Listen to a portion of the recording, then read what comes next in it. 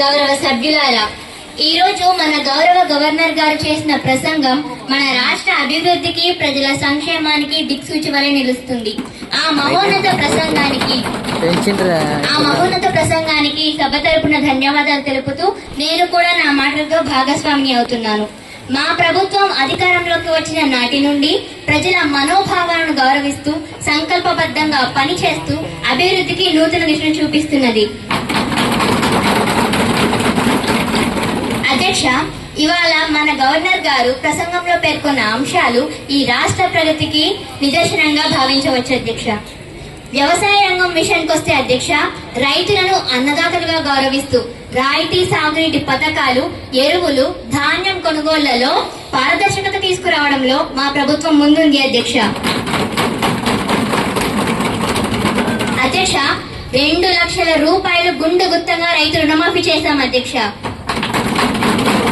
అధ్యక్ష, విద్యారంగం విషయానికి వస్తే అధ్యక్ష, ప్రభుత్వ పాఠశాలలలో మన ఊరు మనబడి, మన బస్తీ మనబడి అనే కార్యక్రమం ద్వారా, అమ్మ ఆదర్శ పాఠశాల కమిటీల ద్వారా మౌలిక వసతులు అభివృద్ధి చేస్తున్నాం. అధ్యక్ష,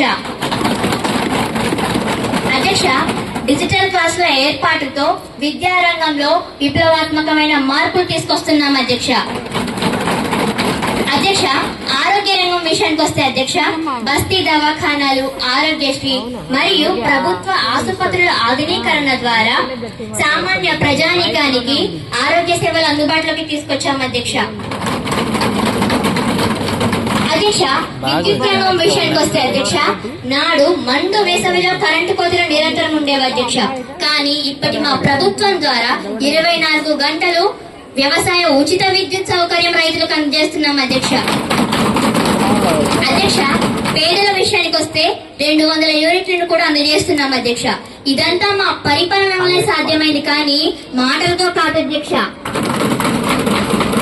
అధ్యక్ష, మహిళా సంక్షేమం విషయానికి వస్తే అధ్యక్ష, కళ్యాణ లక్ష్మి, షాదీ ముబారక్, సెల్ఫ్ హెల్ప్ గ్రూప్లకు ప్రోత్సాహకాలు అందిస్తున్నాం. మహాలక్ష్మి పథకం ద్వారా మహిళలకు ఉచిత ప్రయాణ సౌకర్యం అందిస్తున్నాం. అధ్యక్ష, మా పాలనలో 500 రూపాయలకే గ్యాస్ సిలిండర్ వంటి పథకాల ద్వారా మహిళల సాధికారత పెరిగింది. అధ్యక్ష, కాబట్టి గౌరవ సభ్యులారా, ప్రతిపక్ష నేతలు మనపై బురద జల్లే ప్రయత్నం చేస్తున్నారు, కానీ ప్రజల నాడిని తాకిన నాయకత్వం ఎప్పటికీ నిలబడుతుంది. మేము మాటిచ్చిన దాన్ని పాటించాం, 6 గ్యారెంటీలను అమలు చేస్తున్నాం, ప్రజా పాలన అందిస్తున్నాం. అధ్యక్ష, ప్రజల భరోసా మా విజయ రహస్యం. అధ్యక్ష, ఈ సభను మన గౌరవ గవర్నర్ గారు ప్రసంగించిన విధంగా గౌరవాన్ని నిలుపుదాం. ఆ ప్రసంగానికి నా పక్షాన, నా మంత్రివర్గం తరపున మరియు రాష్ట్ర ప్రజల తరపున ధన్యవాదాలు తెలుపుతున్నాను. అధ్యక్ష, ధన్యవాదాలు.